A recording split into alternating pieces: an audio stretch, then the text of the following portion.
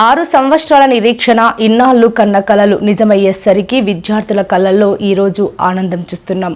సాఫ్ చైర్మన్ రవి నాయుడు మాట్లాడుతూ ఇచ్చిన మాట ప్రకారం మెగా డిఎస్సిని విడుదల చేసిన చంద్రబాబు నారా లోకేష్కి కృతజ్ఞతలు తెలియజేస్తూ మెగా డిఎస్సి అభ్యర్థులతో కలిసి సాఫ్ చైర్మన్ రవి నాయుడు తిరుపతిలో వారి ఫోటోలకు పాలాభిషేకం చేశారు. ఈ సందర్భంగా రవి నాయుడు మీడియాతో మాట్లాడారు. ఇదే ఆర్డీఓ ఆఫీస్ నందు నేనే మా విద్యార్థి సంఘాలు అన్ని సంఘాలు విద్యార్థులు ఆర్తనాదాలు పెట్టాం, నిరసనలు వ్యక్తం చేశాం, ధర్నాలు చేశాం. మీ కెమెరాలే సాక్షి. ఇదే రోడ్డు మీద పొల్లు దండాలు పెట్టాం. ఇదే వైఎస్ రాజశేఖర రెడ్డికి దండం పెట్టుకున్నా, నీ కొడుకు బుద్ధి మార్చు మార్చు మార్చు అని చెప్పి ఇదే రాజశేఖర రెడ్డి గారి విగ్రహం కాడ దండాలు పెట్టి పెట్టి 5 ఏళ్ళు అలిసిపోయాం.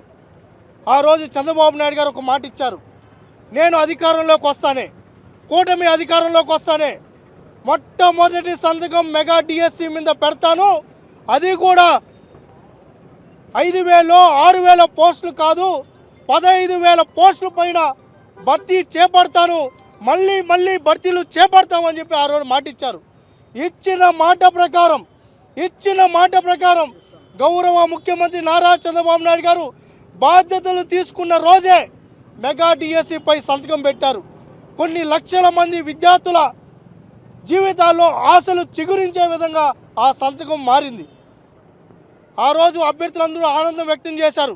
దానిపైన అనేక కసరత్తులు జరిపి ఒక సమర్థవంతమైన డిఎస్సి ప్రకటించాలని విద్యాశాఖ మంత్రి నారా లోకేష్ గారు ఒక పక్క రిజర్వేషన్ని ఒక పద్ధతి ప్రకారం నడిపించాలి, దాంతోపాటు అన్ని కేటగిరీలకు న్యాయం జరగాలి, అన్ని జిల్లాల్లో ఉన్న అభ్యర్థులకు న్యాయం జరిగే విధంగా ఈ డిఎస్సిని ఒక రూపకల్పన చేసి నిన్న ప్రకటించడం జరిగింది. జూన్ జూలైలో ఎగ్జామ్స్ కూడా పెడతామని చెప్పి డేట్లు కూడా అనౌన్స్ చేయడం జరిగింది. ఈ అకాడమిక్ ఇయర్ నాటికే వీళ్ళు టీచర్లుగా ఆ పాఠశాలలోకి వెళ్తారని ఇచ్చిన మాట ప్రకారం గౌరవ చంద్రబాబు నాయుడు గారు, గౌరవ లోకేష్ గారు ఇంత సమర్థవంతంగా డిఎస్సిని ప్రకటించడం చాలా ఆనందదాయకం. ఒక విద్యార్థి సంఘ నాయకుడిగా విద్యార్థుల తరపున మెగా డిఎస్సి ప్రకటించినందుకు చంద్రబాబు నాయుడు గారికి హృదయపూర్వకంగా అభినందనలు తెలియజేసుకుంటూ పాదాభివందనం తెలియజేసుకున్నాం.